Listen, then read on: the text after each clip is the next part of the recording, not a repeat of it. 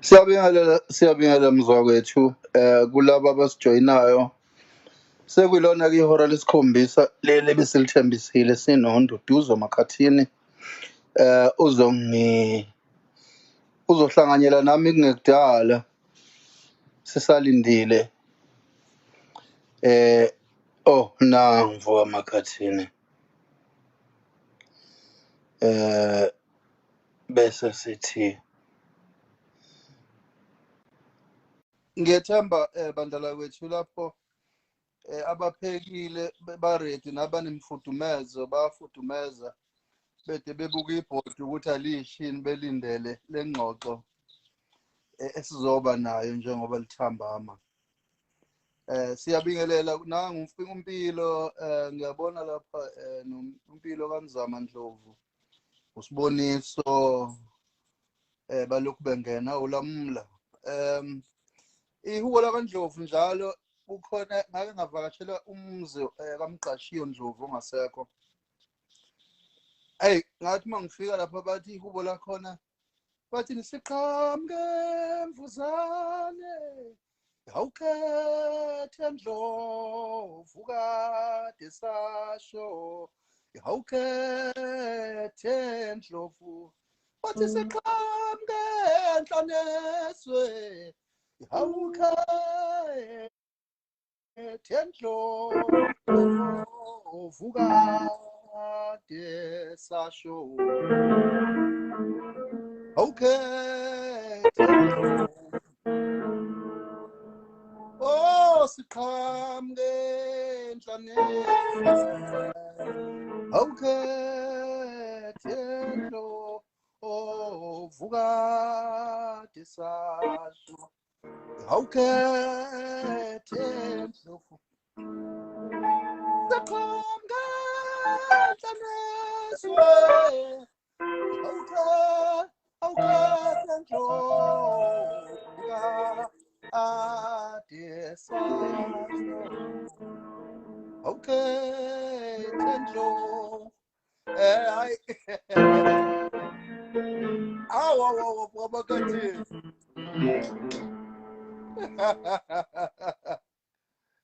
madoda nazo cha siyabingelela kuwo wonke umuntu obukele lapha Ndumiso Mfowandlangalala baningi lapha awubuka Mbuso Khoza cha besabingelela abangenayo igama nguMbuso Khoza ngokuzalwa ngwaseshowe. Namhlanje sizokhuluma inguyazana yabenguni la khona uNduduzo umfoka Mkhathini ophinde abe uproducer nophinde futhi abe inhloko yomnyango wezomculo euniversity ebizwa ngeFort Hare.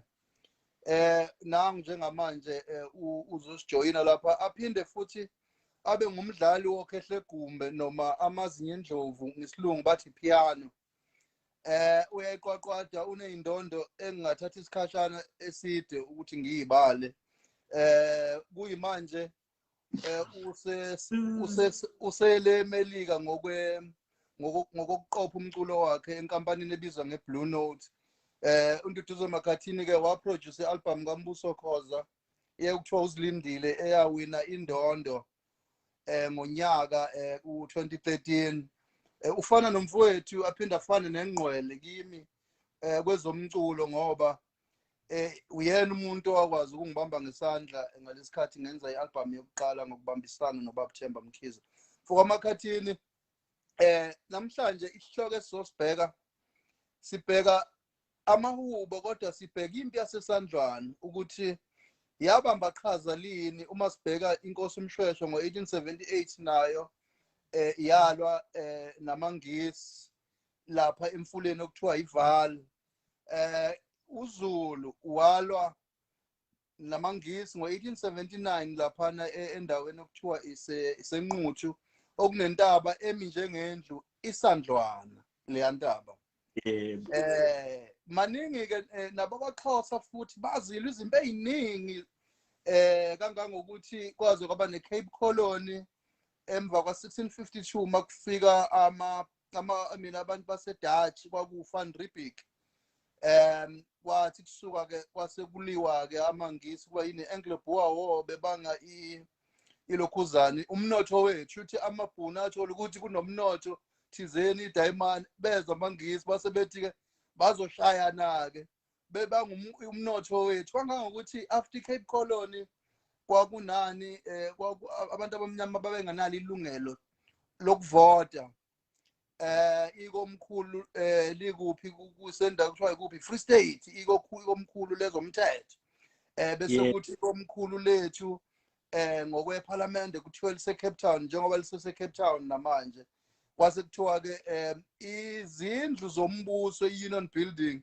zona izotholakala kuPitoli kodwa zonke lezi zinto they are positioned for abantu abamhlophe Cape Town Kaapstad yabona yafika iPretoria sizokhumbula ukuthi ngo1838 kwaba nempi yaseNcome eyayiphakathi kwesilo uDingane kanye namabhunu la kwafa abantu khona kwase benquma bathi lena kuyoba iDingane Day thina abantu abamnyama sajabula sicabanga ukuthi kubungaza inkosi Dingane kanti cha amabhunu athi lolu usuku esibonga umdali ngalo uNkulunkulu wamaKrestu ukwazi ukushaya amanguni afa emuka nomfulo ngoba empeleni akusikhona ukuthi amaZulu noma amanguni ayelwa leyampi kwakopha nje ingoba babedutshuliwe umuntu odutshuliwe akophi kakhulu kodwa into eyenzeka kuthiwa okwaziwe yebo yebo kuthiwa ke babamba iketango bephethe ihlangu nemkhondo bakhi ichain lokubambana ukuthi bawela umfulo ngoba umfulo wawukade udlindwane indwani ke yilokho kulenga la emaceleni komfula okuyizihlahla notshani kuze kuthiwa inzala umfulo mangabe ugcwele kakhulu kuthiwa udla inzala impela noma udla indwani so empeleni abantu bagwazwa emkhonto ngenxa ukuthi babebambene bezama ukuwela umfula abelungu bemngenhla beyidubulela nje bona so nizama ukuthi abantu sibathathe through kwafika ku1856 kwaba nempi ake sime before impi yaseNcome idlula benze isifunga amabhunu bathi babonga uNkulunkulu wabo ukuthi bakwazile ukunqoba ulokhuzana uDingane ngakho ke bazomakhela isonto ingakho la ePietermaritzburg eqanje ngabo Piet Retief no Gert Maritz kunomgwaqo okuthiwa Church Street ngoba babefuna ukwakha isonto lokubonga umdali wabo ukuthi basibulele kwafika ke impi le ibizwa ngeAnglo-Boer War lapho okwashayana khona amangisi eshana namabhunu amabhunu mayesehluliwe ongiyabingelela impilo kaMahlase amabhunu ke ngoba eseshayiwe kahamba yokwakha inqaba noma imonumental namhlanje kuphi ePitoli ebiza nge4 Tracker Monument then uma siqhubeka siya phambili ke kwasekuqala ke impi yaseSandlwana eyayiphakathi kaZulu kukhona ke ama key players kwaku Henry Battle kube uLokhuzane uLord Chelmsford kube uJenene uDanford ingakho kunendawo lapha ibeach umuya ngasesikhaleni esikhawini kuthiwa iDanford ingenxa ukuthi uDanford wayephuza itiye ngaphansi kwesihlahla thiwa indlela ejabule ngayo kwangathi kuyipicnic etshela ukuthi nje uZulu bazobulala njengamaphela bewafutha ngedumu kanti ababuzanga elangeni ukuthi lezi yayikhumba ezayivunule babamkhulu bethu kuthiwa zaphenduka zavuka njengoba babeyigqokile ingakho kwaba nehubela lithi ayeza amathole ensizwa xhaxha lemikhonto siyawufela izwe la kwaZulu ayeza amathole umbango bathi iza uvu bathi lalela mshokobezi bathi siyayikhale elinyamazane ifile yavuka kodwa lenyamazane lapha empini yaseSandlwana esikubhekayo ke namhlanje sengizodedela umfoko kaMkhathini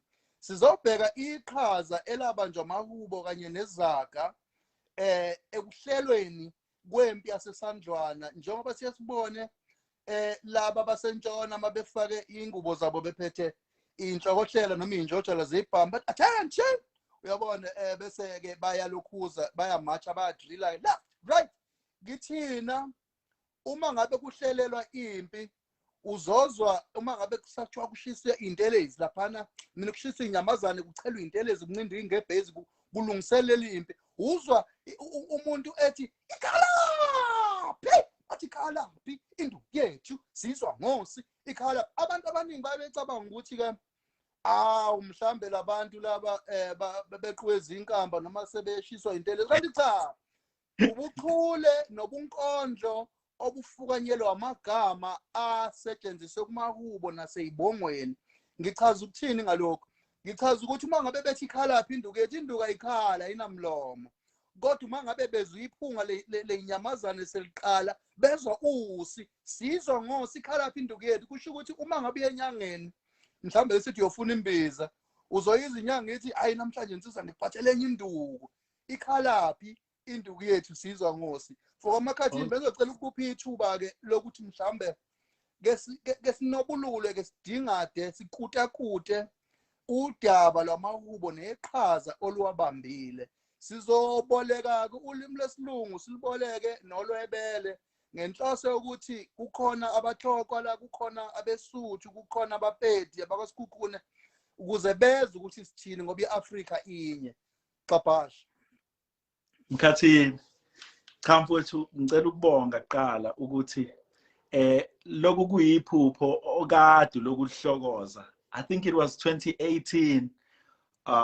akwaphambana khona inkomishi kufanele sihlanganise umsebenzi I think ubuse vets you were doing a symposium so noma ungazi ngagcina ngifikile kodwa ngalelo langa just for the record ngakuba lapha emuva and umsebenzi wahamba kahle kakhulu so ngaba yamazwi mfowethu ngiyabonga ukuthi leli thuba ligcine lenzekile ngalendlela lenzeke ngayo xabhasha eqaleni kwakho mabe wendulela uke wachaza into yomnotho ukuthi kuthe ngokufika kwamangisi lana babona umnotho base bethi ayi ngeke sahambi which then led to zonke lezimpi kulwelwa yona lemnotho engike ngikubone ngathi asijwayele ukukhuluma ngakho iyona umculo lo as umnotho abawubona even though they had not acknowledged ukuthi bayizwile indaba yengoma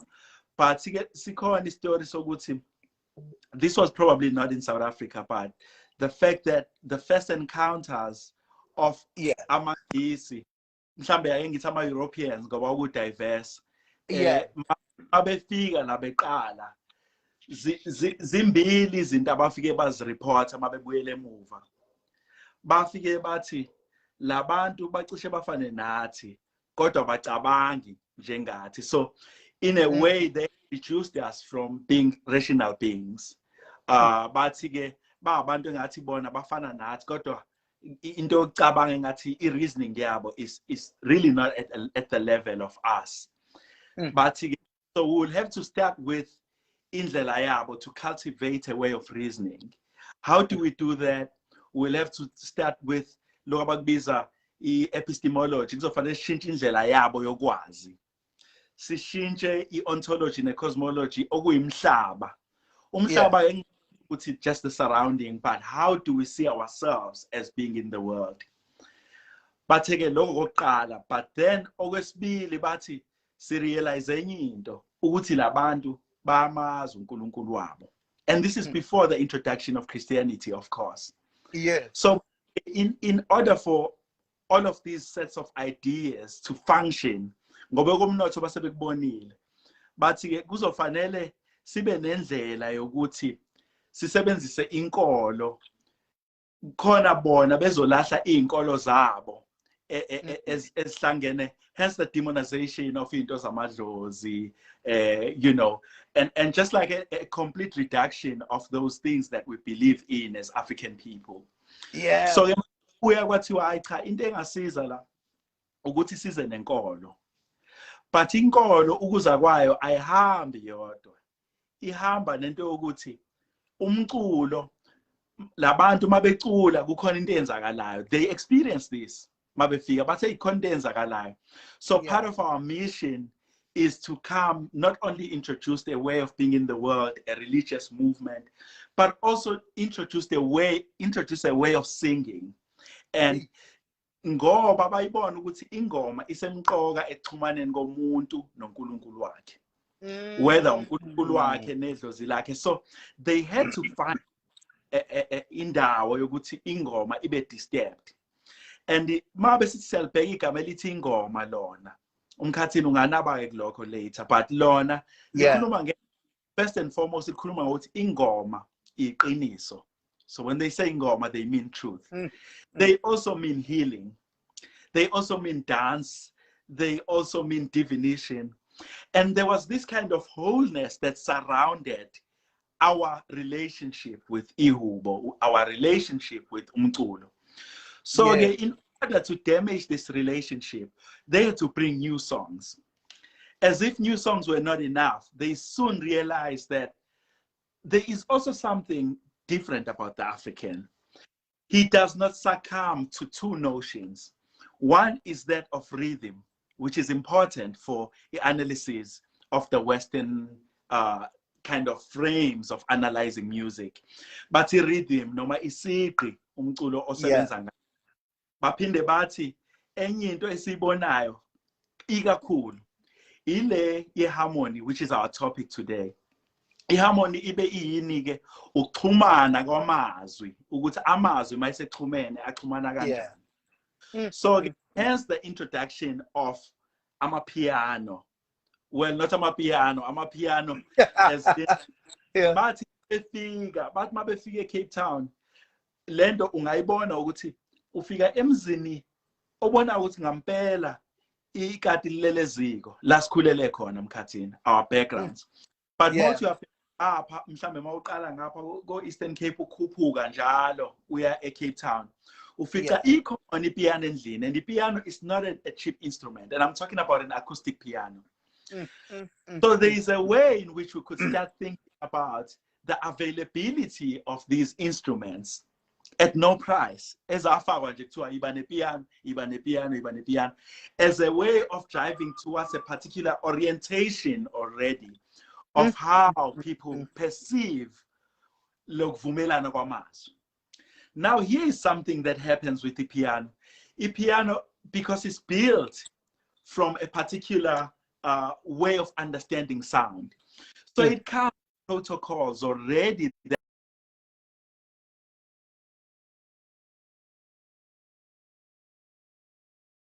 ufice abantu becula Western classical music bese isumakhoyana. This is a rare thing, because it's understood that over time how people build on notions of cosmology and being in the world isuke ngendlela ukuthi bebe observe kulowo mhlaba abasuke bekuwona. So indaba yespace indaba yesikhathi were two very central ideas in terms of how people perceive the world, in terms of how people perceive the sound. Furthermore, mawubheka lathina sinentaba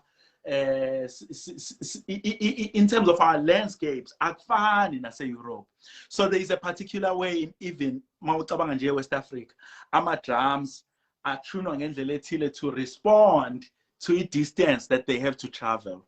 So if indawo inemhlaba ongathi ungamathafa kunendlela ethile yokutuna, whether ephezulu for a higher frequency that travels longer, makunentaba mhlambe they use a lower frequency so that ihambe igudla intaba.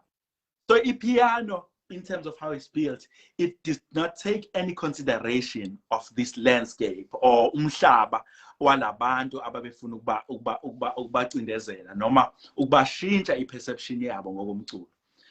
Now, nanko yonke imizi sina ipiano. It didn't matter whether you were trained to be a pianist. Piano just uyithinta. Every time uyithinta gives a particular orientation, ye pitch. It also gives a particular orientation, ye harmony.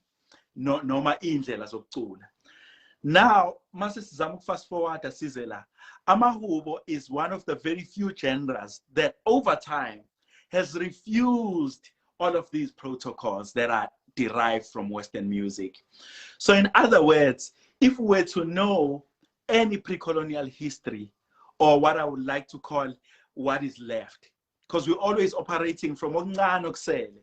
But the question, as Mkhathini would always say, how do we preserve those bits and bits of histories and move them forward? Manje-ke, amahubo asikwazi ke Mkhathini ukwa-analyzer nge-harmony from a standpoint of Western hegemony. Inkinga esohlangabezana nayo lapho, we will be limiting what harmony is in terms of what amahubo offers. Now, harmony in Western notions isebenza ngaloko abathi iphathi esithathu. Kuthina-ke besothi ithena. No, not ithena, alitho. Alito. Le phakathi nendawo. And mawuzobheka kahle u-alitho uqhamuka mase kuqhamuka into zesicathamiya. Akuyona into ekade yayihleli khona in pre-colonial times. Ngamanye amathini na sithi asisingenayo leya party phakathi nendawo. But why am I emphasizing on this party phakathi nendawo? If you look at Western harmony, they have something abayibiza ama-guiding tones. Now, guiding tones are 3 and 7.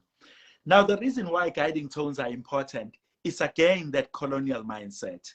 They are there to govern whether things are major, minor, or dominant. Aware kamanyama options. So the reason for this third was to govern ngoba sebehlangene nabantu that operate outside of these realms or outside of these harmonic dimensions. So the only way is sibajwayeze endlebeni umculo ono alito, so that eventually bazongena not only kulo alito, but also they would come to a particular way of intonation. Noma ke mhlambe lokho esikubiza ukuthi 440 ukuthi ihlale enceme shi lokho kufika. Manje ke indaba yamahubo already there is a conflict, there is a refusal. Ngoba mahubo, at the most they use a fifth as a harmony. Now the notion of a fifth is the notion of idlozi. Ngoba thina sazi ukuthi konke esikwenzayo kuxhumene nokukamoya. Now this is another connection that they wanted to disturb. Ukuthi bonke abeza kumina kufanele badlule ngoJesu inkosi, mina kuphela indodana, and wonke umuntu kufanele connect. So this kind of hegemony, again, we see this kind of center that doesn't allow a plurality. So thina into zethu zonke zinento ukuthi kuningi. So a plurality is a very central point here. So masibheka into ye-fifth, mawudlala nje umakhoyana, udlala wena i-root. Wona umakhoyana usuggesta i-fifth without you playing it. Now, in other words, ngokwe orientation yethu yomculo wesintu, kukhona amaphasi engafanele siwadlale ngoba asidlali sodwa. Mase siwadlala lawo maphasi sesivale i-possibility of a bigger dimension of what it means to be in a communal space. Mina Mkhathini ke bengizothi asiqale lapho ukuthi ke mhlawumbe ake siqale sidefine ke now, given this background, ake sidefine ukuthi what constitutes i-harmony kumculo wethu outside the frames of i-harmony as being about the notes. I want to put forward the idea of thina masikhuluma nge-harmony asikhulumi ngama-notes, sikhuluma ngendlela yokuhlala emhlabeni nendlela yokuzwana kwabantu okuyikona ukuthi mase silento sinogqozi bese siyadlala.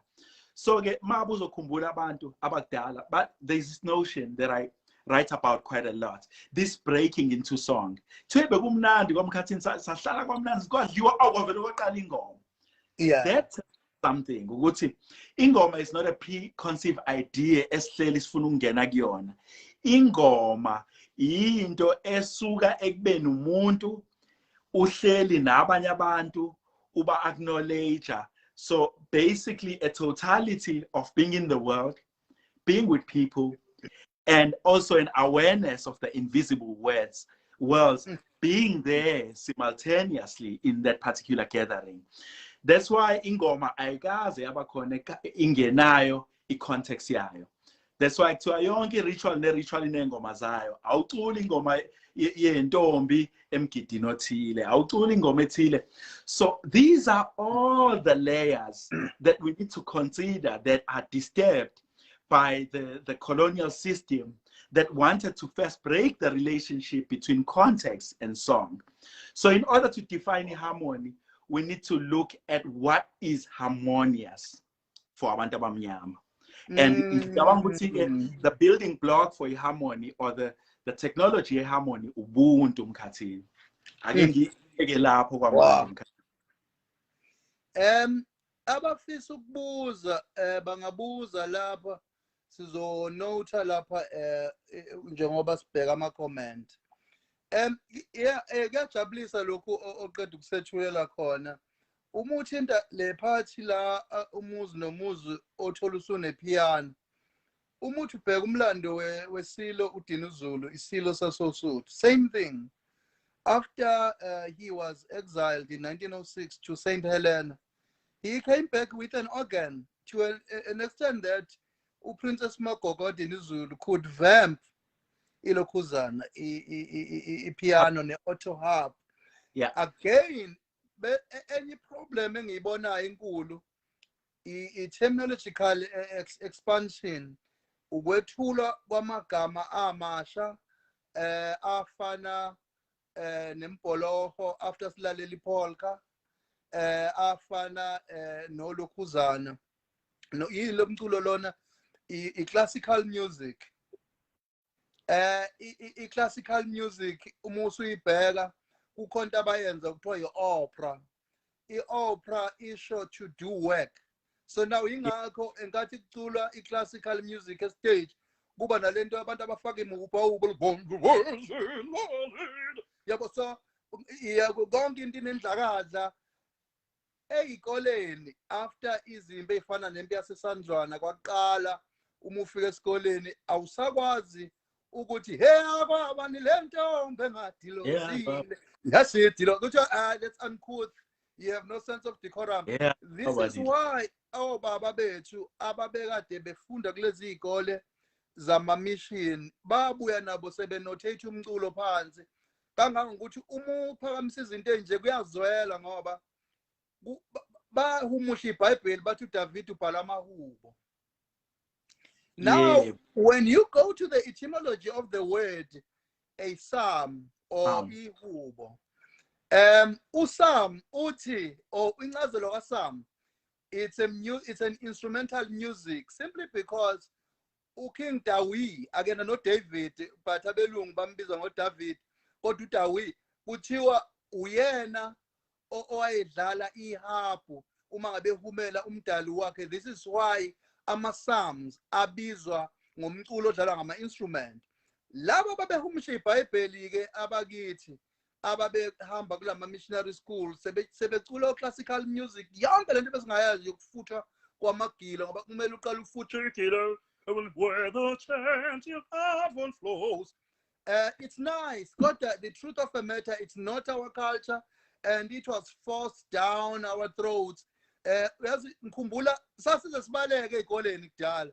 Nje sakusikhathi somculo. Nje kwakuyinto esizwa ukuthi ayihambelani nathi. Ihambelani. Nangokomoya nomongo wayo, umkantsha wayo awuhambelani nathi. Ngakho-ke ingakho ngithi-ke ake siyibheke from noma ukwenanela lokho kushoyo ukuthi iy'nkinga esibhekene nazo zize nokwephucwa komculo wethu kanye nokuhumusha kweBhayibheli bezama ukulincikisa noma ukulimatanisa nesiko impilo lethu, kodwa alifuni ukuhlangana lezi zinto ababeyilethile. Okunye futhi bese kuba into yamadlozi. Idinga ukuchazwa nayo ukuthi idlozi akusiyena umuntu ofile. Yebo. Yingakho umuntu osesebenze eFort Hare noma osesebenze mhlambe ke sithi enkampanini njenge-SABC iminyaka eminingi mhlambe usena 30 years, abafikayo abano 2 years beza bethi umnumzane Mkhathini sekuyidlozi lethu lelo, because idlozi it's someone who is in a position to be able to teach those abangenayo i-experience yokuphila. Yingakho nomkhulu phakathi kwegceke uyethi sekhulile kuthiwa awuyidlozi lethu ephila. And two, akuwona wonke umuntu othi uma ngabe efa abe yidlozi, kodwa lo muntu ubonakala esaphila. Makufika abantu abahambi bengadlile ekhaya, uma kufika abantu uyababingelela, akana umona, akana inhliziyo embi nomhaneko. Wayibonakala lapho inhlanzeko yomoya wakhe, uthi lo muntu mayahamba umoya wakhe uyoba i-guidance enhle phakathi kwethu. Yebo. Kodwa ke asibashayeke abantu bakithi ngokumosha indlela yokuphila kwethu. Lento yokuthi izangoma zibe ochithisaka kangaka bese kube sengazi ukuthi into efashionable. Kumele siyishayele ihlombe ngoba kudala umngoma kwakuyinto eyayifihla. Uyabona ubonisa ngoma kuhlekwe, kodwa ingane zethu namhlanje uma ngabe ezizwa enobizo noma ethola ukuthi unobizo, uyalifaka ibhayela akuhambe edrobheni.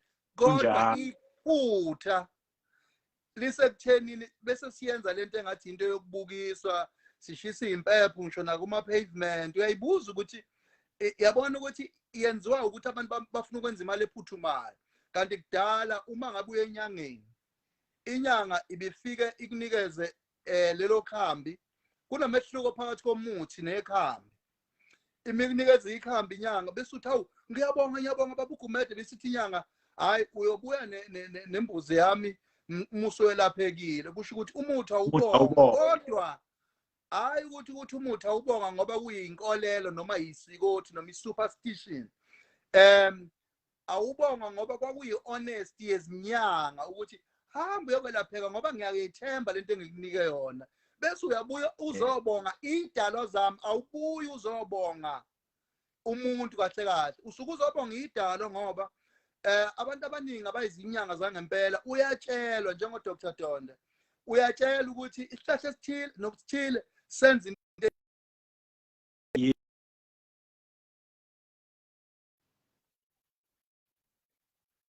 uthola ukuthi wena uyahamba uthatha izihlahla ezifanayo kodwa ungaphumi umphumela ngoba awuphiwe.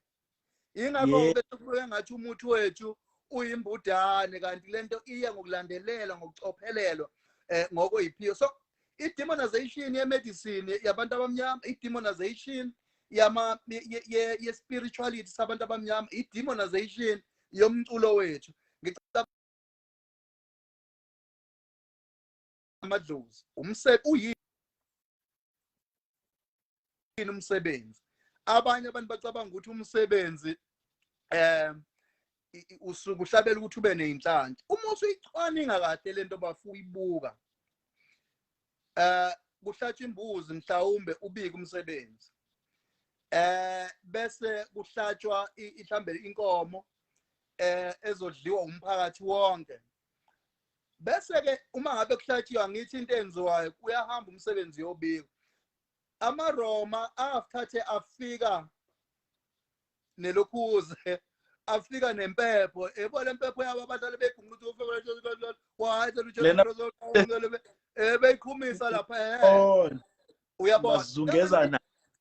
Kanti endulo uma uzokwenza umsebenzi ekhaya uyuthatha ubulawo obuthile bedlozi obuzoba yigobongo, lishawe leli gobongo umuntu okhethiwe egcekeni. Lo muntu okhethiwe egcekeni ke uzothi uma ngabe sechaza ukuthi cha boba bamkhulu esifisa ukwenza ukukhumbula ake sithi mhlawumbe untshingwayo kwaKhoza simenzela itiye phakathi kwegceke. Bese kuthatha lelokhuzana ke leli gobongo liyobekwa emsamo.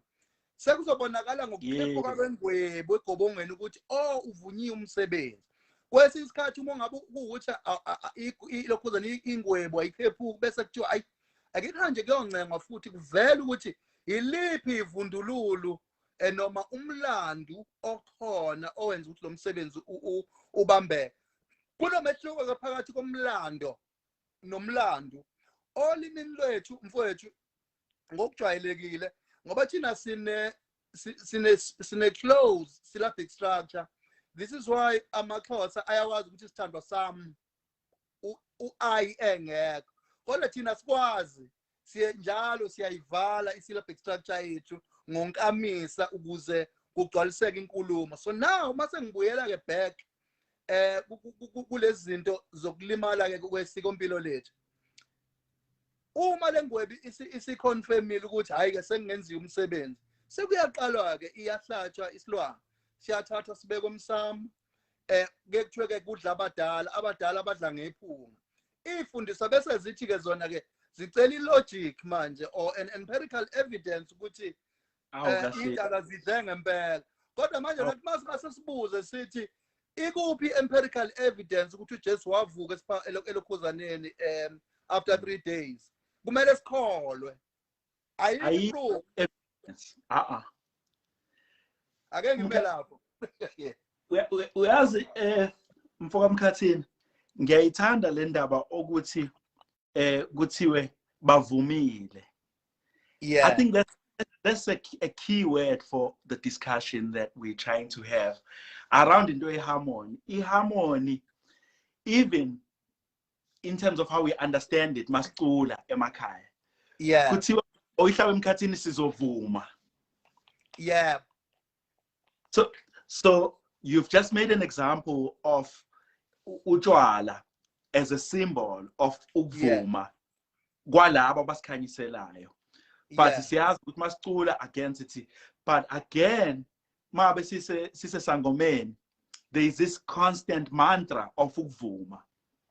But then what does it mean to be in agreement or to concur?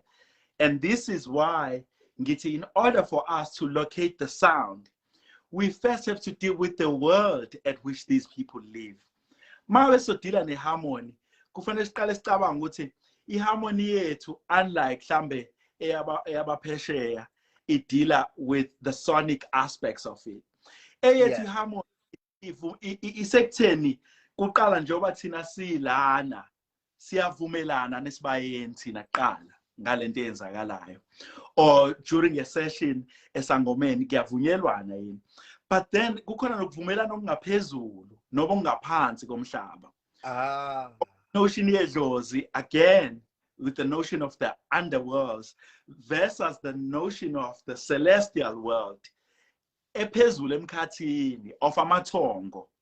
Yabona amathongo lawo babumuthi babiza the star gods. That's why we have this constant. So for us to even have any harmonic or any idea of concurring around a particular idea, we have to consult a world that is beyond the physical world. So metaphysical. So in a sense, this suggests therefore that our sound is a manifestation of ukuzwana kwalemhlaba esiyibalayo. So iharmony yethu ayikwazi ukuba, it cannot be analyzed via sonic means only, but sonic means in themselves are a manifestation of ukuvumelana, of the bigger harmonious cosmic harmony, if I may. It's like it's beyond. So for us, sound always comes as a manifestation of something higher than the sound itself. Whereas for abanye baphesheya njengalaba besilungu, sound in itself is a thing. For us, a sound is a manifestation of something that happens before the sound. So what are the things that happen before the sound?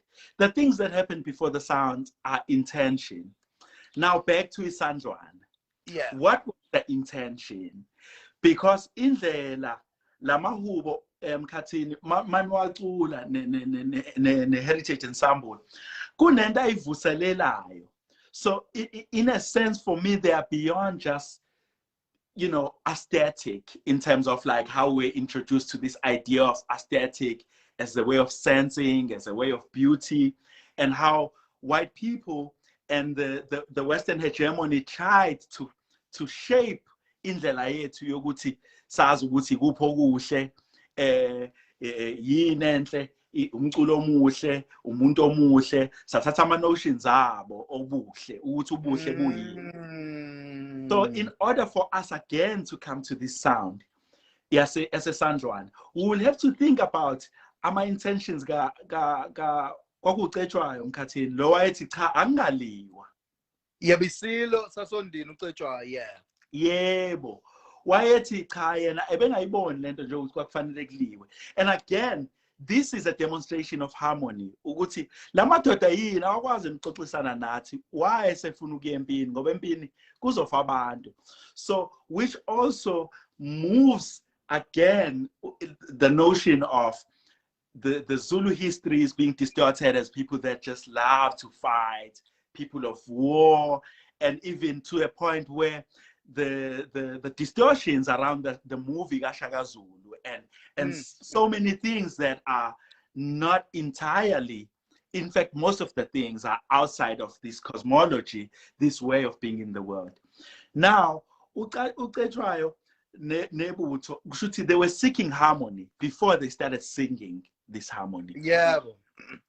So in seeking this harmony, there is a couple of things, and of course, Mkhathini, you would know that I'm really passionate about talking about this notion of improvisation. So one of the things that I see about Isandlwana, it was a piece of improvisation that could be studied as a way of, even in a classroom setting, it could be studied as a way of approaching improvisation, even in jazz. Now, there are a couple of things there. There's intention, there's vulnerability, there's sacrifice. All of these things are very key when it comes to aspects of improvisation, even within jazz. So if we were to think about Isandlwana, which I hope to do, to write a paper that thinks about Isandlwana as a bandstand, and what are some of the resonances between how a person approaches improvised music and the same way that Isandlwana had a strategy, of course, the horns. And I wonder again what the horns in themselves as a strategy can give in terms of like the body of ideas or a way of looking into sound, a way of coming to improvisation via this notion of ismpondo. So, mawubheka labantu ababela ngaphambili, somehow they had sacrificed themselves. Ukuthi ibona bazofa. But again, we see again this idea of wholeness again. Umuntu already knew that he was immortal. The fact that sekunabazukulu, nabantwana ekhaya, and all of that, it's a totality that this is a fight, this is a battle worth fighting for laba basemuva. So again, this is a demonstration of a harmony. Yoguti, I'm not only here representing myself, but I'm also a representation of labantu abasele ekhaya bonke.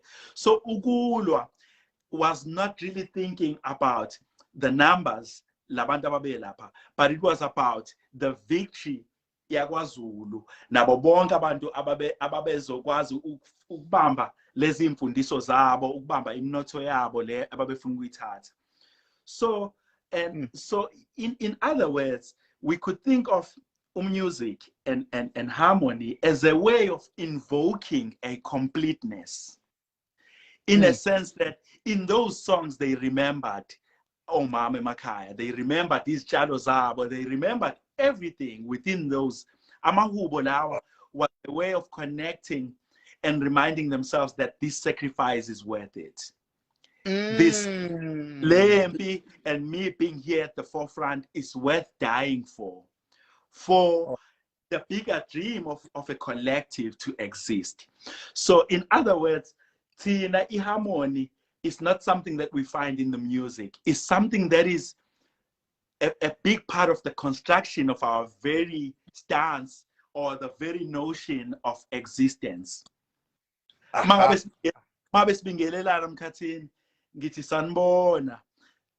And again, I'm acknowledging you, Mkhathini, and the world at which you come from. And also,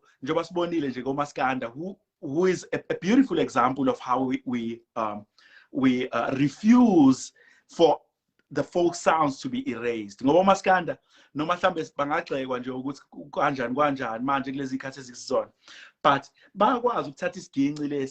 But refuse that was suggested by the guitar itself and the guitar technique.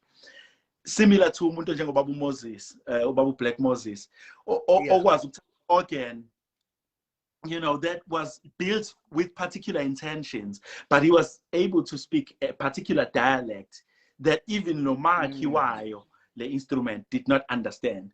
So I think in trying to understand the harmony of Amahubo, we have to also be simultaneously thinking about the harmony of the community, but the entire cosmology of the harmony of being as existing in three paradigms: the living dead.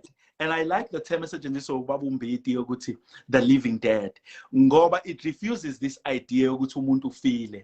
That's why I say umufi. Umuntu. Umu is the process of becoming. So even when a body fails and it dies, that part of umu, that continuous evolution, is not taken away from a person.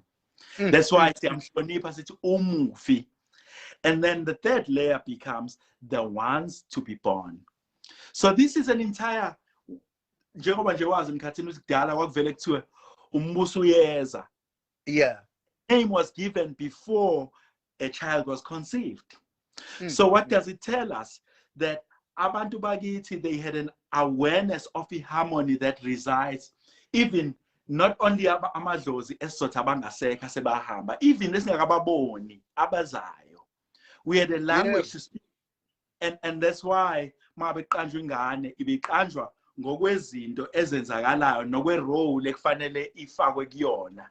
So uyagcotshwa kahle kahle igama bekuyindlela yokugcoba ukuthi nazi izinto lana kokhoza noma koMakhathini esafuna ukwenziwa, siletha wena ke lana ukuthi to play that particular role. So if we discuss music outside of these contexts, we would have failed.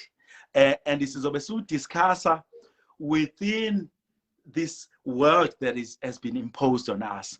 And I think in order for us to discuss the sound, we have to own the terms of discussion, which means asikwazi udiscussa isound yethu ngama terms alabo abasicindezele ngoba they don't have our interest at heart.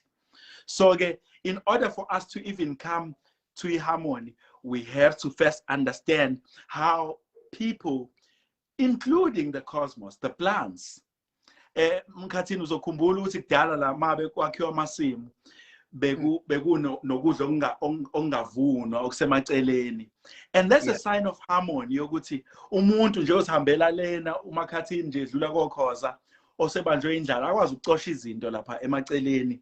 So it's harmonic thina, it's a way of being in the world. It's not a projection in the sound. So when we come to sound, we bring ourselves in our wholeness. Hey, ayiwa ihlaba isikhonkosini mfowethu. Igula likhahlela isicino. Impela kuzamazama izangqondo eguleni.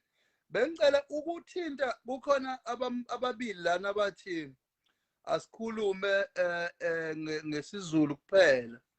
That's very tribalistic. That's very tribalistic because impi yasesandlwana yayibhekene nama-Afrika, ayibhekananga namaZulu kuphela ngoba umuya kovali njengoba ngisho inkosi uMshweshwe yalwa namaNgisi, kwaXhosa balwa namaNgisi.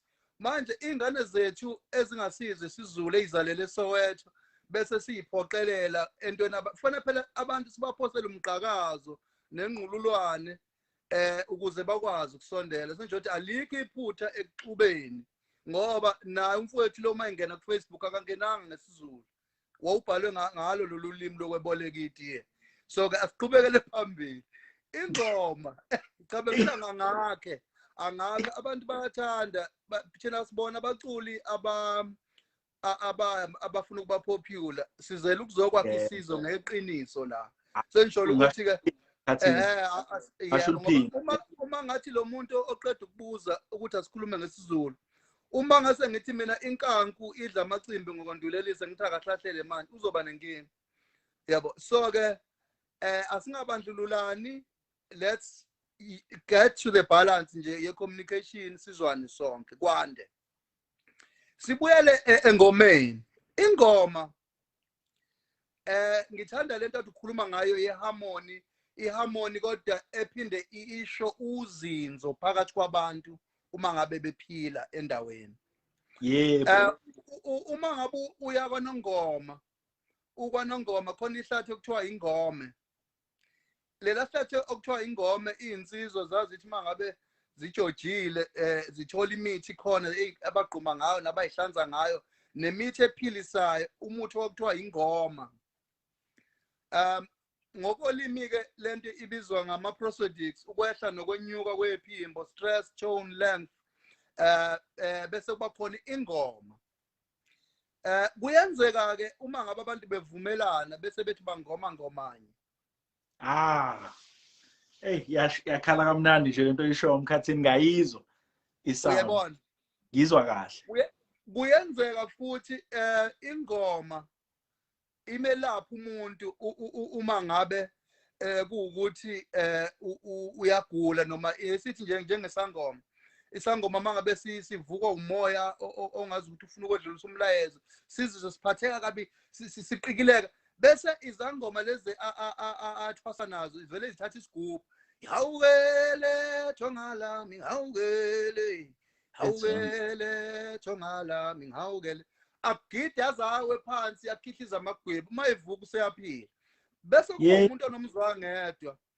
Umuntu onomzwangedwa kuyenzeka athehlele yedwa avela adlala ingoma thizeni.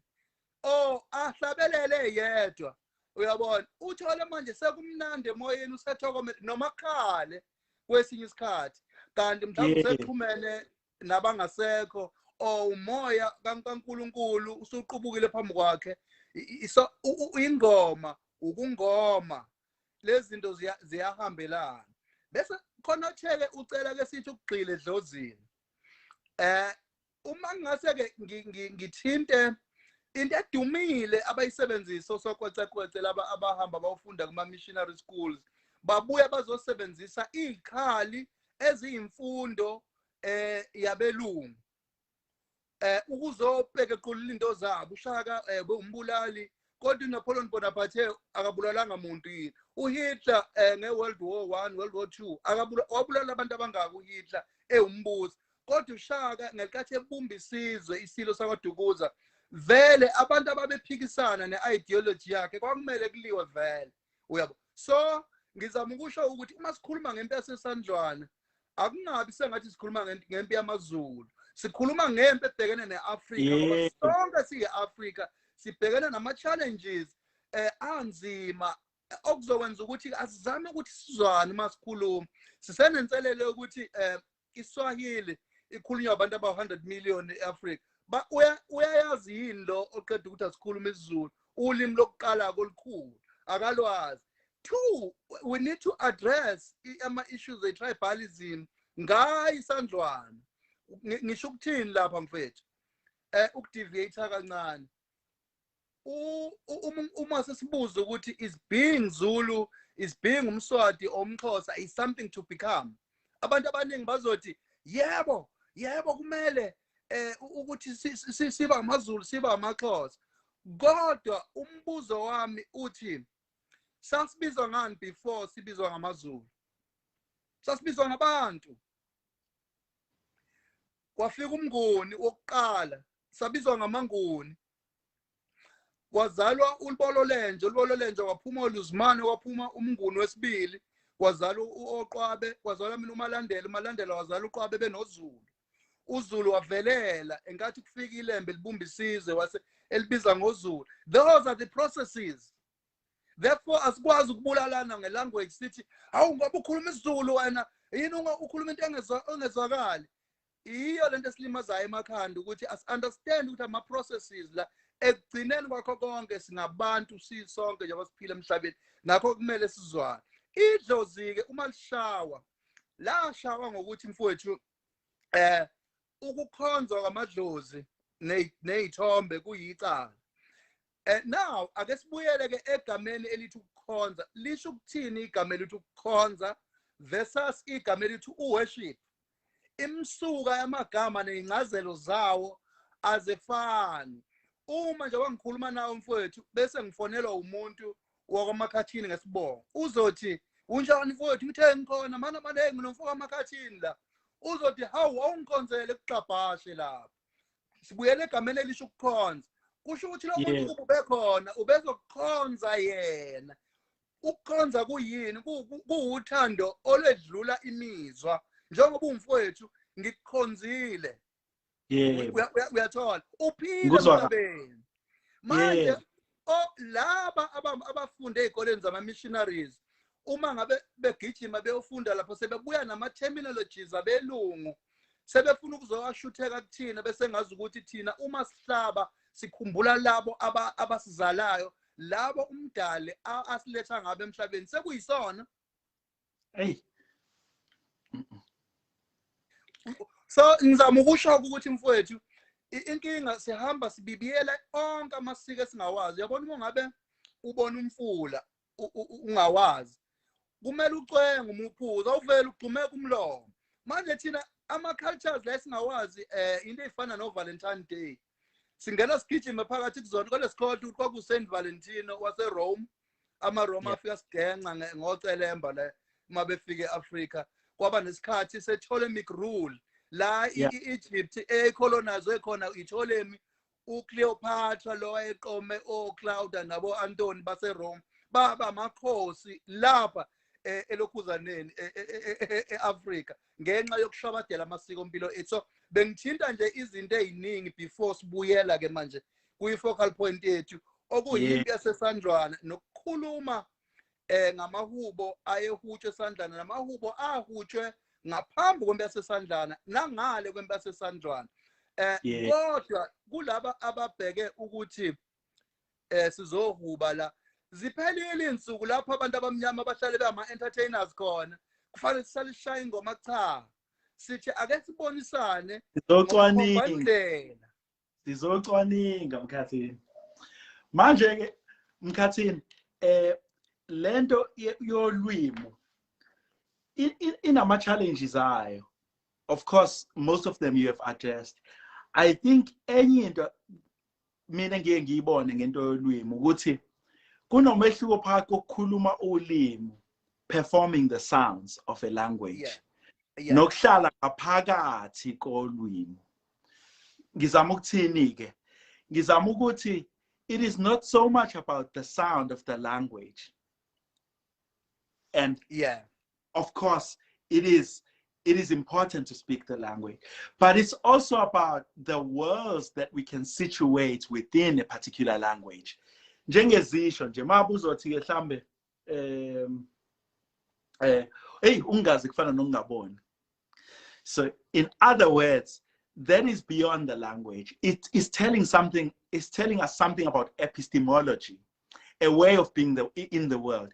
So ukuthi ngamanye amazwi, if your senses are inactive, we are fine nomuntu ongaboni, but it's not referring to the sight, but it means ungazi, lack of knowledge, is as equivalent to not seeing.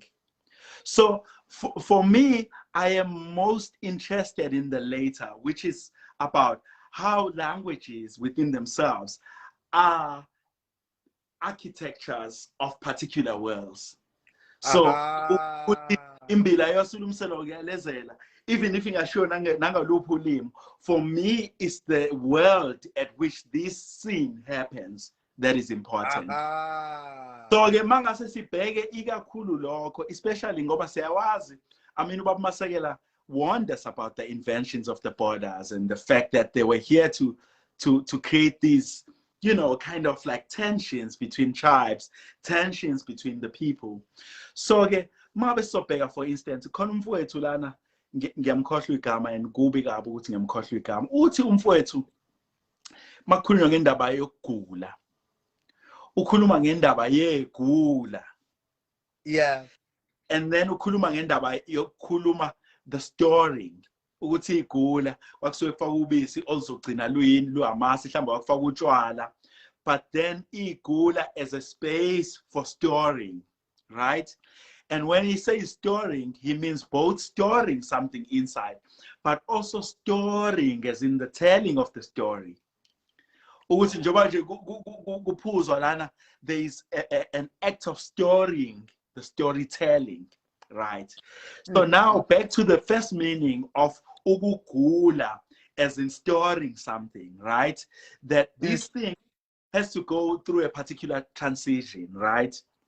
So idlula kule transition isuke kube nobisi iba amasi or ukuvutshelwa kube utshwala. So there is this kind of transition. And ke kulento yezangoma, he then says abantu abayizangoma are people that are able to ukugula. Laba abangezona izangoma bona bayagula. Now ukugula versus ukugula. Ukugula is to deal with something in the body that you do not have the tools to conquer or the tools to defeat, right? Isangoma ke umuntu onesiphiwo salamathuluzi okugula, to convert that which is negative, that which is a sickness, to strength, to acquiring more energy. So ngiyibone ngathi ibalekile leyo into leyo, ngoba zonke lezi zinto lezi Mkhathini esithinta kuzona zi ukugula. Manje njengoba sina sikule call lena siyagula. We are trying to take all of these problems because of our gifts eswaphiwe okugula, to be able to translate the energy. So it's not so much about language, it's not so much about the Zuluness, but we are using an example of a particular moment in time that happened with Sandroana. That could be a metaphor, not to reduce it, but that could be a metaphor to think even about Corona that's happening now. But just to think about how important is strategy. Because mina esandlwana into engiyibona ngaphezu kwayo yonke into is strategy. This is strategy. These people had weapons that we did not possess at the time. Sasisebenza ngemkhonto, and imkhonto kuleso sikhathi yayisenziwe yamfushane, so awukwazi nokuwuphonsa, kufanele uze ufike endodeni. Yeah. Strategy of using numbers that even noma nizosdubula, but the more sisondela, by the time we get there, ngeke nibe nawo amandla.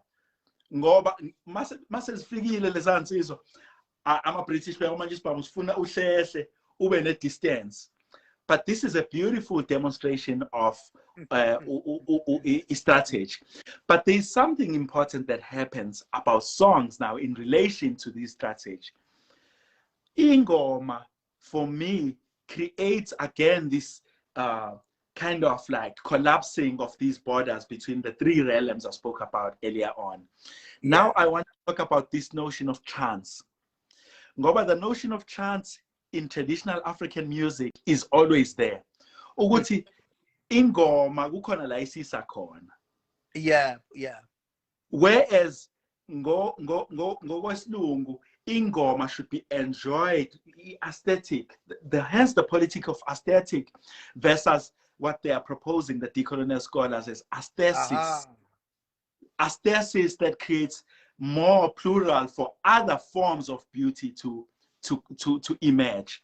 But now ingoma kuthina intuba yokuya kwenye indawo noma yokuvula amanye ama-portals of our existence. Manje this idea could be understood as trance, and the notion of trance as this notion of suspended time. In the Dogon tribes, for example, in West Africa, mabe dansa basuke benza imangaliso lezi ke abantu asebezama ukuzenza kwi-Christianity, kodwa ngikho ke lapho.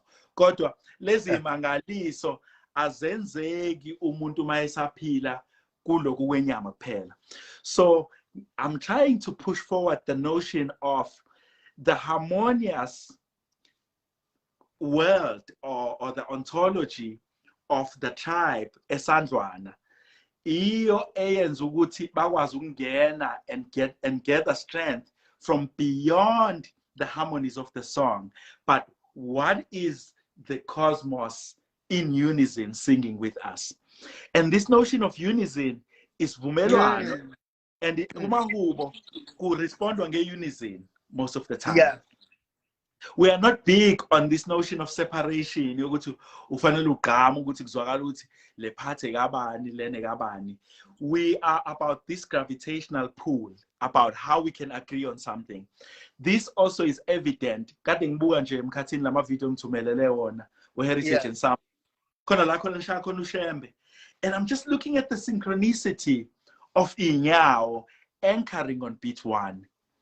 And ke njoba sihleli sithi abaphansi, for us yonke into ifuna ukuhleli encourageshwa isikhumbuzo sokuthi ama interventions wethu we cite them from underneath our feet. Somehow that notion is very important. Akugona nje ukusina ukuthi usinise airport ngoba airport there is something that's lacking there. The space has no memory yalento esifuna ukuyi-invoke. So masina asisini nje kuphela. But there is something enkabeni yethu that is connected to the ground, that is invoked ngokwesina, that is invoked ngokwecula. So masithi the notion of suspended time, sisho ngamanye amazwi ukuthi this is when we bring in the interventions of the spiritual dimension. So i-harmony yethu, it relies again in our ability to surrender. You know, we always umculo is not based on ukuvela kwalo muntu oyi-performer. That's why even the notion of performer and listener or audience is still very much problematic in our context. Collective in a harmonious way. So for us, harmony is not displayed only in the sound, but in the ways that we organize ourselves in coming to the sound. So that was a way of symbolically agreeing with the songs, that the songs in themselves were seeking this harmony. And this harmony was not only in the songs.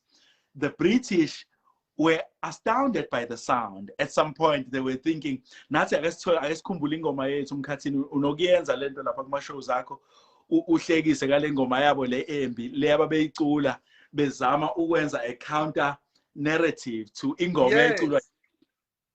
And you can tell le ngoma yabo, it was still concerned about beauty, about what you call decorum. It was still concerned about other things that are external, whereas our songs are concerned with the internal.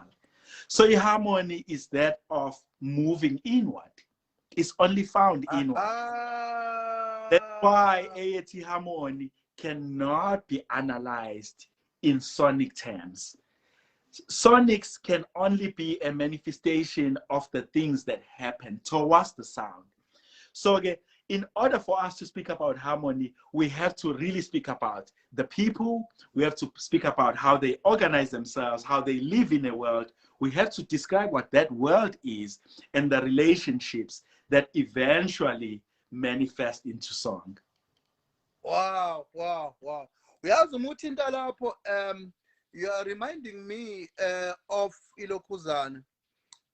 When academics akithi ayefunda, because you'll remember ukuthi my problem with Christianity, not with Jesus. Jesus is the King of Kings, but Christianity is an instrument that has victimized us. So i-challenge yami ukuthi into ye-Catholicism, it was meant ukuqeda ngamasiko ethu ngoba igama elithi Catholic lisho universal. Yes. Then a joint venture ne emperor kwakuthiwa uHenry of okuphi kambe emperor yase England. Mabexabana abase England bathi sizoqala i-Anglicization of Christianity now kwase kwakhiwa i-Church of England. Beza la eSouth Africa basibulala namhlanje sisonta nabo. Then bese kuba ngo-1501 ngoba uMartin Luther uzalwe ngo-1487. Ena 19 years wavakashela iRome ngo-1501. Uma ifika lapho uyabona ukuthi ipaganism eningi kanje wavela wayiqonyela wamithisa oyedwa wamasistela la. Bamdemonize bathi unedemon unani wathi cha uNkulunkulu kodwa udalela uthi indoda ihlanga. So wabaleka mabefika la eSouth Africa sebesakazeka nomhlaba sekuze i-ideology Lutheranism kodwa isukaphi eGerman. Yeah. 1783 insizwe kuthiwa uJohn Wesley waqala isonto lamaWeseli abantu bakibaze bendodo nyifuba bathi nomWeseli uyiqhenya ngegama lomlungu uJohn Wesley owaqala ibandla ngo1783. That thing now abantu abafana nobaba uEnoch Sontonga wabhala ama lyrics amnandi ethi inkosi sikelele iAfrika liphakamisa udumo lwakho. I-challenge kwaba i-languaging of the music, because now when you go to my Vatican, da da da da da da da da da da da da da da nkosi sikele, uyabona ukuthi uyabona lapho khona baf, there is this sense of ngiyayithanda mention of the national anthem, although we're not here to speak against how beautiful the message in the song is. But I like what you're mentioning about the message succumbing to particular constructs, sonic constructs. Yeah. Ubabu Agao, Kofi Agao speaks about part of the tools of the colonizer as the colonization of tonality. Yeah. I've spoken there on about like the introduction to piano, but also the introduction to Western forms of music. But there's something that growing up as a child that I felt like I wanted to escape this, but it was almost impossible to escape the sound of the organ. And I think in retrospect, why did the organ had to be this loud? Why binomsindo organ? Part of the mission, I realized that the amplification was even for laba abafuna ukuyongena enkonzweni phakathi bayizwe la bekhona. So this kind of like tonality and driving it into our heads, and this invasion was also used in sonic means via amplification. Ukuthi noma ungafuna ukizwa, and eventually that orientation to harmony would be embedded, just like how radio is dictating how people understand sound today, you know. But now to your point about the national anthem, there is one thing that is quite fascinating to think about when we think about African music. And African music, there is the most indicator is that African music in itself, and I'm not generalizing here, you can research from here up to Egypt and all the way West Africa. The African music refuses this notion of a resolve. And in Western classical music, they worship the notion of perfect cadence. And a perfect cadence is what they even call it an amen cadence, which then invokes something else that I don't want to touch on, which is problematic about this notion of prayer and this notion of amen. But in other words, with the Western notion or the Western register of sound is that it must come to an end. And coming to an end must be, pronounced by the sound itself. So, Mkhathini, there is no way that the ending of that song is obvious. Interview, if it wasn't for a studio and a recording time, and again, this is a consideration of this immortality or immortalness of our being, that sikhumbula nalaba bangasekho emzimbeni. So that plays into our sound as well, about this refusal to end anything. So the refusal, so at an ontological level, at a cosmological level, already Western classical music is succumbing, or it is wanting us to subscribe to what you called earlier on, this idea of a universal. But this abstract universal that, I mean, university, in a way, is assuming that it's representing everyone, while it's not listening to everyone. So that's why decolonial scholars have posed the notion of a pluriversality, a pluriversity. Sifunda kwi-pluriversity, which means it's an acknowledgement of the fact that there is not only one set of truth, one set of truth, but there is a plurality with the ways of knowing. So that ingoma yona, mangabe sithi it's a perfect cadence, of course, within the world of the West, that in itself has an end. But within the world, thina esikwazi ukuthi umuntu imali yakhe yokugcina eqeda ukuthola umsebenzi afike ugogo athi uyagodola anikele ngayo yonke. Someone that has so much commitment to the invisible world of into ayizophusheni. Of course, our world is bigger than the ones of the Europeans. And of course, our sound is bigger.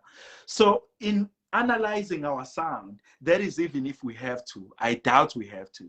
If we have to analyze our sound, let it be within a world that we live in, a world that acknowledges a pluriverse. So in the national anthem, at one level, it has this beautiful message, especially you know, it's beautiful. How do we then reimagine that and situate it within this world as kulumangayo? This endlessness, timelessness, you know, this, so many great musicians have called it different things. Mbuso Khoza had other notions about this notion as well. Athi Mbuso Khoza asidlali sodwa, asiculi sodwa. It's impossible to therefore end the song. And again, maybe Mkhathini, mase ngigoqe nje lo mcabango. Umculo ubolekiwe, izipho zibolekiwe. I think at the depth of a universal or a cosmic intelligence, sound is continuously happening. Umamleta Mbulu proposed the notion yokuthi there is music in the air. And again, this notion helps us to realize that we are not in essence in control of the sound. The sound is constantly there, but it's our submission to the sound that allows sound to manifest. So ngamanye amazwi, impi yasesandlwana yayingenzeki emhlabeni kuphela. We would have failed if understanding impi yasesandlwana as impi eyayenzeka emhlabeni kuphela. Impi eyenzeka kwamanye ama levels of consciousness. But the sound was a manifestation of what was happening in other worlds. That's why through the sound, umkhonto was one dimension, but mina Mkhathini, I can argue here ngelinye ilanga sihlale phansi nawe ngithi mina impi yasesandlwana yanqotshwa ngengoma. Sibone ukuthi wena ungathini lapho. Sime nje ngithi ngiyawubona umkhonto kodwa impi yasesandlwana yanqotshwa ngengoma. Mina ngingakuvumela lapho ngoba bengithi ngifuna ukungena kulento yokuthi kunezinto ezizinhlukano ndlela la. Uma ubuka abaphesheya ngalesikhathi befaka ingqondo yokuthi kufakwa iBhayibheli, then bese kuthiwa uDavide wabhala amahubo. Bengithi angiyilungise leyo ngxenye. Yeah. Ukuthi ihubo liyini? Ihubo liwumkhuleko liphinde libe umqulu la kuqoqwa khona umlando womndeni wesibongo wesizwe busu ufakwa khona. Ngizokwenzela isibonelo la kulabafowethu ababukela. Uyutho ukuthi njengabantu bakwaZwide, abantu bakwaNdonde kwafika isikhathi la khona benenkinga yemfuyo. Babe sebebhala ihubo bathi hasina nkomo thina bakwaNdwandwe sesadliwa ngamankenga saswela imbuzi ethime hasina nkomo. Manje for as long as leli hubo lihutshwa umlando usulondekile.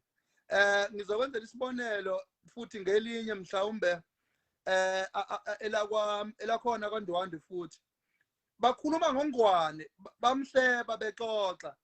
Wavela umuntu wathi ungwana bathi ha kahlatshwa isizwe bathi ubani ongibuza amadoda uthi-ke ingazi yele ukusho ukuthi kwakuxoxwa ukuthi ungwane amadoda kuhamba kanjani mfo wamatiwane kwase kuthiwa hayi ungwane akahlatshwa isibalo ngibuza ngamadoda kodwa uma ubheka abantu abafana noboMozart babethi uma ngabe inkosi yakhona lapha phesheya izodla idina bese ayatshelwa njengesigqila ukuthi awusilungisele mhlambe imicu emibili emithathu inkosi izobe inesidlo ntambama bengene obimari benze leyo nto. Now thina uma sibhala amahubo noma siqamba amahubo umlando uveza ukuthi uNtshingwa kwaMahole ehamba namabutho walking barefooted from Ondini to Isandlwana bathi mabebuka intaba baya kuzona zilithuthuva bengasaboni la baya khona. uNtshingwayo wathi kwantuthe shunqale soke swashisa manxiba bathi kusho mhlambi bathi hloma sambe. Uyabona ukuthi bayibona on the spot into bacompose on the spot uma ngabe bebheke la ababheke khona kodwa laba bakithi kumele bayikinatele bayibhale phansi bese kuthi ikulufelwe two size kwinto ye orchestra and the conductor because isandlwana kumele sibe umqulu okhiqiza noma igula elikhipha izaqheqhe okumele sikwazi ukuthi sizitwapele kuhle kwendwamba ngishelele lapha ophuthwini la ngibheke khona isekuthenini ke nali ihubo ke kuthiwa selikhona kuganiswa ngalo makuyiwe empini kukhona lempi uma kuyozingelwa khona lokuzingela asingcwabi thina ngowe bathandwa yeke inhlanhla cha kuyebheka ukuthi wawuzingela noma wawuthanda imgangela noma wawumuntu mhlawumbe olimayo noma wawulima kunamahuba khona ensimini kaNomdede afana nokuthi yagodola inkawu jiyawo yagodola inkawu lelo uhubo laluhutsha uma kuthiwa kuyolinya insimi kaNomkhubulwane omama befike bephethe ichumo zotshwala bechela insimi kaNomkhubulwane imbewu bayithatha komakhelwane befike bephukule efike ecasukile umama ebiphe bese kuthiwa sekuyisikhathi sokuyolima insimi kaNomkhubulwane. Masibheka even ngisho lento okuthiwa i-women abuse asiyazi thina singabantu abansundu i-women abuse saqala ukuyibona ngabelungu ngalesikhathi abelungu sebethatha omama bethu bebagqokisa ingubo bethi abakhumula idwaba betshela omama bethu bethi akumelanga bagaye umqombothi kuyisonto kodwa bona ngesonto bahamba beyobhubhudlisa inkezo lapha ngewayini bethi badla isidla.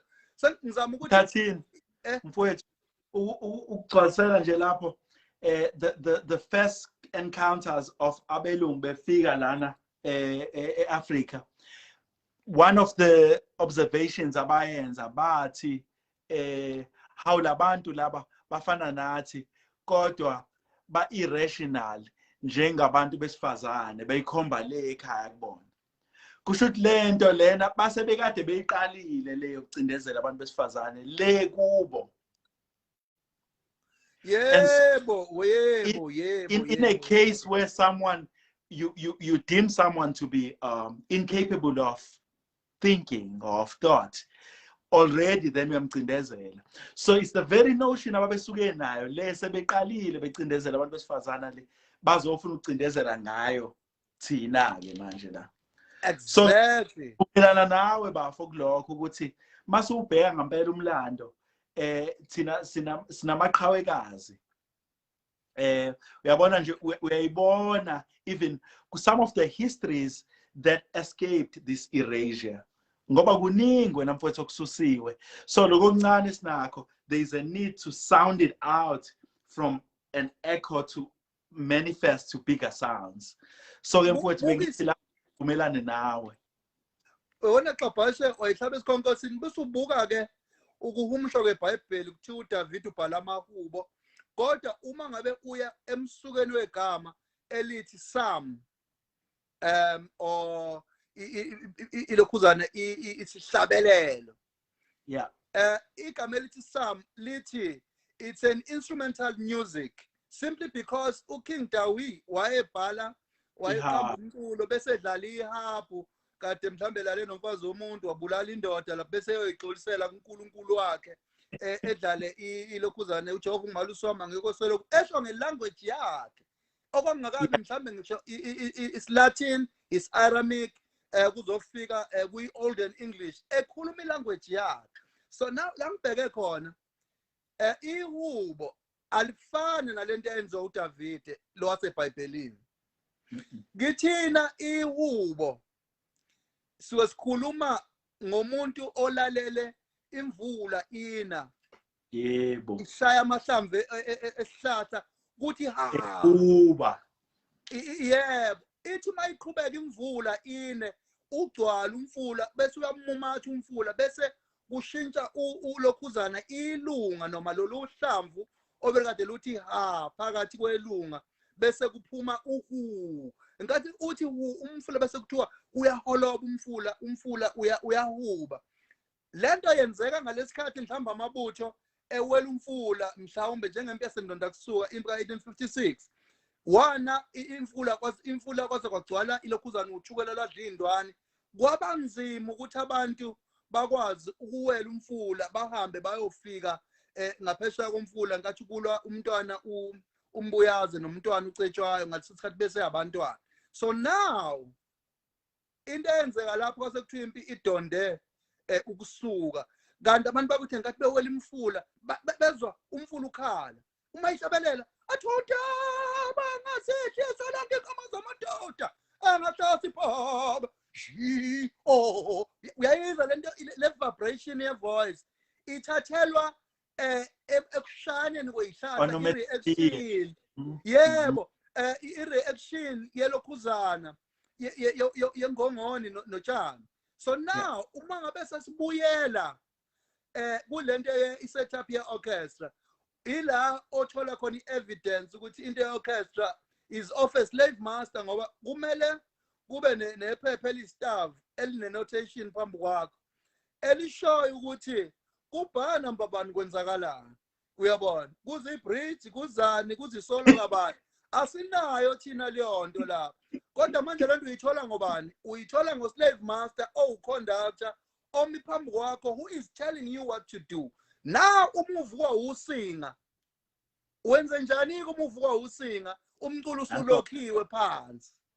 Nanso-ke Mkhathini uthi ubaba uTswayeli ngisafika la ubaba uHappy Tswayeli umdlali webass lana yes uthi you know he's got this idea, this notion of African time, and basically African time is like all the ideas that seek to refuse being, you know, succumbing to Western ideas. So he speaks about notion of time as in the music, the time signatures. And if you look at music, it's refusing time signatures. And he looks at the notion of time, as he would say, you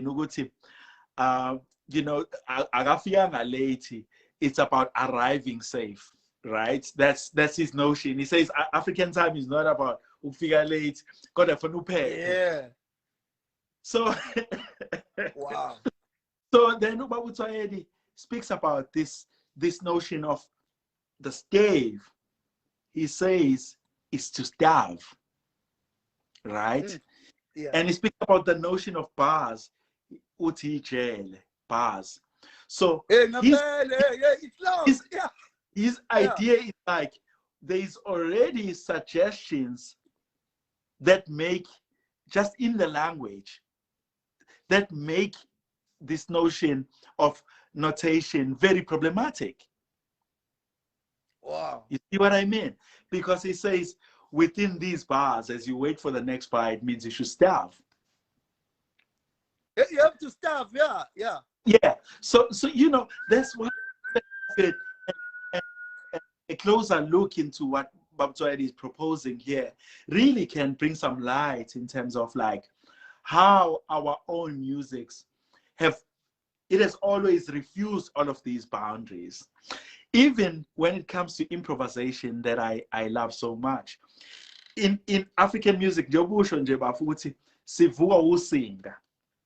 So there is no bar like to akhona Mkhathini uzosolowisha la. Ngoba we cannot anticipate ukuthi usinga zokuvuka nini.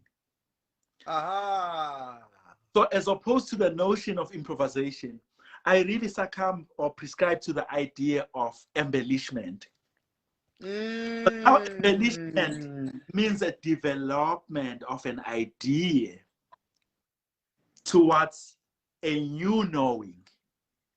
What then it does is, yabona lapha izwana masithi khuluma nami ngizwe wemoya lathixo khuluma khona umoya uthi hameni wemoya athi umoya khuluma nami.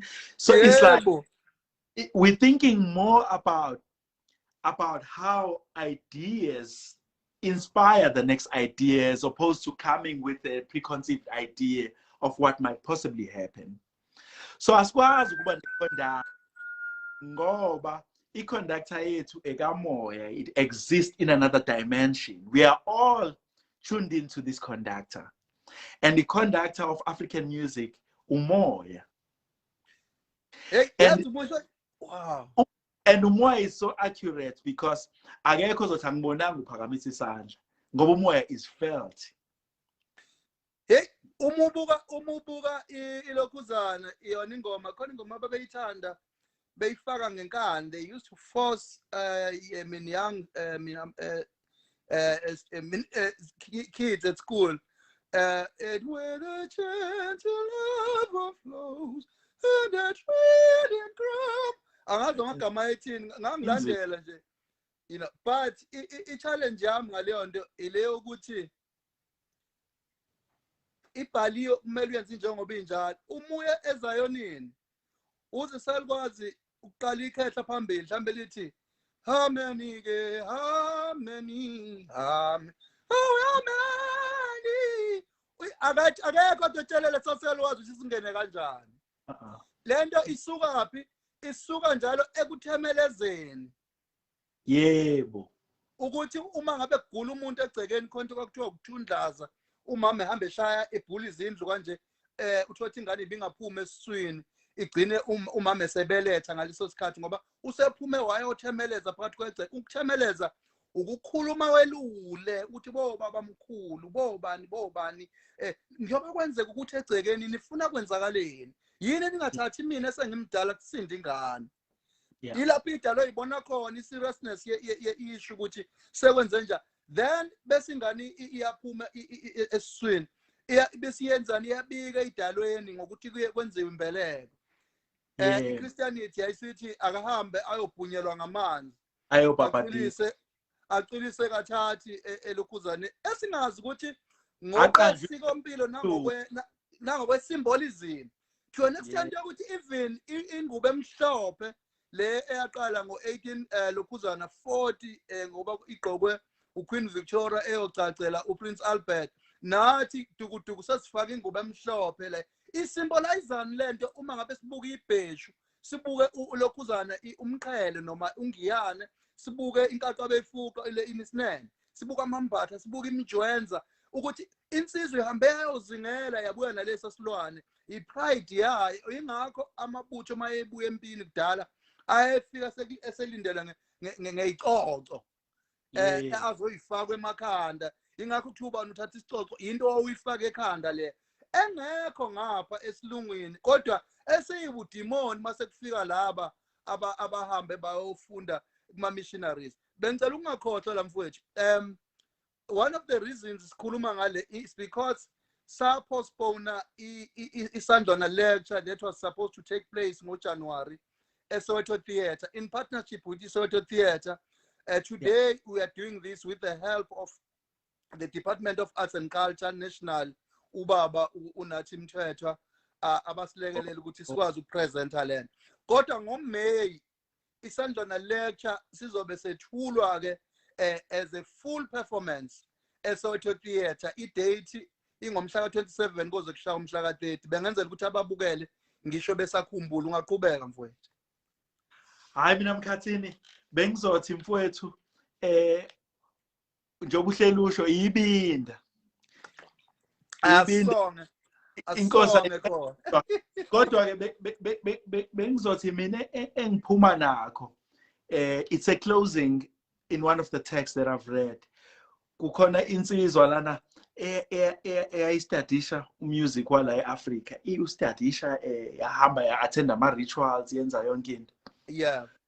Yabhala kuthe le nsizwa le egcineni kwephepha layo sibhalile. Wathi African music can never be known.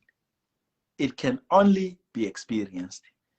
Ngicabanga ukuthi ilokho ke esinganishiya nakho nonke ukuthi umusic lona wesintu ihubo yonke lento ifuna ube phakathi kuyona. It's based on the participation. Mase ke into esingayikhuluma ngayo indlela zokulungiselela ukuya engomeni. Ngoba kubalekile ukuthi indlela yokulungiselela manje ke zonke lezi imfundiso lezi sizithathe gokhokho bethu ezokulungiselela njalo ukuthi ingoma ngendlela ababeyihlonipha ngayo nepositionality yayo within an entire structure of being in the world babeyihlonipha kakhulu, but it can never be known, unlike the Western classical music where it can be pinned down to segments, it can be pinned down to bars, endings and everything. For us, it's narrative based, and all these narratives in themselves do not have an end. So this is, I guess, another attempt. So, you know, get to some with, you know, Tina say explore abantu in the exploration in this pillar IoT and improvisation. So again, I think this was maybe one of our explorations towards many layers of how we could explore this notion of musicking or the sounding of amahubo. Ngamanye amazwi Mkhathini ngiyabonga kakhulu mfowethu ungimeme lana ngizohabula njengoba besho abafowethu kuthiwa ayisiyahabula. Ngibonga kakhulu, and also just umsebenzi owenzayo Mkhathini uthema ungibiza lana noma sokuyi short notice ngagcuma ngoba ngiququzelwa umsebenzi owenzayo, that you use sound as a space for us to come together. But I think mangase sithi Mkhathini umculi siphele lapho ungabe senza a huge injustice. So ngamanye amazwi mfowethu umholi umuntu esimbukayo, and we really look up to you and we support the work that you do, and uqhubeke njalo Mkhathini mfowethu. Siyabonga nakubalandeli bakho bonke. Ngiyabonga kakhulu Mkhathini. Ngithokoza kakhulu ngethuba elingaba kuthola elingayizivele. Siyisizwe lapho sidunguzela khona sidukuza oswini. Ngiyacabanga ukuthi lokhu kuyofana nenhlansi nomkhombandlela kanye nophehle cwathe. Sengibuyela kulabade bafuna isiZulu. Uphehle cwathe kudala kwakuphehlwa uzwathi mangabe kufuneka umlilo, ngathi uphehle uhlikihla uma ngabe usheshe wena umlilo waba nawo. Siye size lapho ke sizolokuzwa uzokokhela bese ke kuthiwa ke uma uyocela ake sithi mhlawumbe uyofuna umakoti ucela umalume, abathunyelwa umalume. Yazi khona ingoma ezithi ngizothumela umalume, akuwena othumela umalume. Nalezi inkomo okulotsholwa ngazo aziwona amalobolo, ziyilobolo bese kuthiwa amabheka ngoba yilokho okubhekwe umzali ngengane yakhe. Ake siyekele ndiyazi kunengoma nezabantu abadala umuntu uthola ukuthi umuntu inkomo zamalobolo, intombi ilotsholwa ngelobolo elilodwa bese kuthi ke inkomo lezi zelobolo kuthiwa amabheka. So ziningi izinto ezilimele. Senjalo ukuthi ukuphehlwa kozwathi wawuthi uma ngabe kuyocelwa ubuhlobo obuhle phakathi komndeni bese kuthiwa kuzokokhelwa isikhuni, simply because umuntu osifazane makuthiwa wena Mathemba Ntombi emhlophe akushiyo i-complexion kodwa kwakushiyo ukuthi umuzi ononkosikazi noma onomama ukhanya ngesikhathi esisodwa. Yebo. Ingakho kuzokokhelwa kubona. Senjalo ukuthi ke zonke lezi zinto ziyadinga ukuthi sibheke wena baba Mkhathini ukuthi i-technology ilimele kwakunomgcaco namhlanje sesinomshado umshado yilo ofakela ingubo emhlophe bese kuthathwa yona ikhorale kwamakoti buyisele yabona so lo mbholoho ogcina yoboleka kuyipolka njengoba kuthiwa sinombholoho namhlanje cha kodwa ke siyabonga kakhulu kubo bonke abantu balale uNduduzo Mkhathini bafowethu lo he's an academic, a musician, and also a producer. Currently, who produces album ka Xolisa Dlamini. Siqeda ukumbona evela la. Look out for album ka Xolisa Dlamini. Look out for album ka Nduduzo Mkhathini. Uma ufuna album ka Nduduzo Mkhathini, you can contact me direct on 07828666443. Sizokwazi ukuposela wona. Ama-CD amahubo akhuluma ngayibonga. And you can also follow Nduduzo Mkhathini on his page. Bengicela wonke lo 57,000 ongilandelayo uhambe uye ngale nakuMkhathini uNduduzo Mkhathini kade bebuza abantu la. So it's important that we know our heroes because in the near future uzobe usumhlophe bengasakuboni. Intshela usimhlophe nje. Wethu ngiyabonga Mkhathini makwande bafo. Kuthokoza thina ke so 20 from umhla ka 27 May up to umhla ka 30 sizobe sise Soweto Theatre. Abantu they can begin to purchase their tickets. Siyathokoza kakhulu ne-album yethu iyeza maduze kwande bandlala kwethu abakhale ngesizulu basazosithola ngolesihlanu okhosini siyabonga. Thanks Mkhathini. No. Much love. Yeah. Kwande ndlela kwethu siyabonga kakhulu izotholana ke maduze lana okuningi ke sotholana okhosini ngiyabhala kwiphephiso lezo ngicela ukubonga Department of Arts and Culture National for helping us to present this ubaba unathi Mthethwa bonke ama officials uDG ubaba uMkhize siyabonga kakhulu ngokuthi basiphe leli thuba elingqayizi vele kwande bakwethu inkanku idla amacimbi ngongandulelisa igama uMbuso Khoza 07828664443 07828664443 uzokwazi ukuthola ama CD akho onanga umlumthethwa wacula ingoma ethi Be There and nani kambe in lena ne Big Nas noGanyani. You can check out his music soon. Kwande bandlala kuthi siyabonga kakhulu. Oh sisi uNomsa Sileke uphuma enyuvesi yakwaZulu siyathokoza kakhulu siyabonga and we wish for more dialogues like this siyabonga ubusuku obuhle.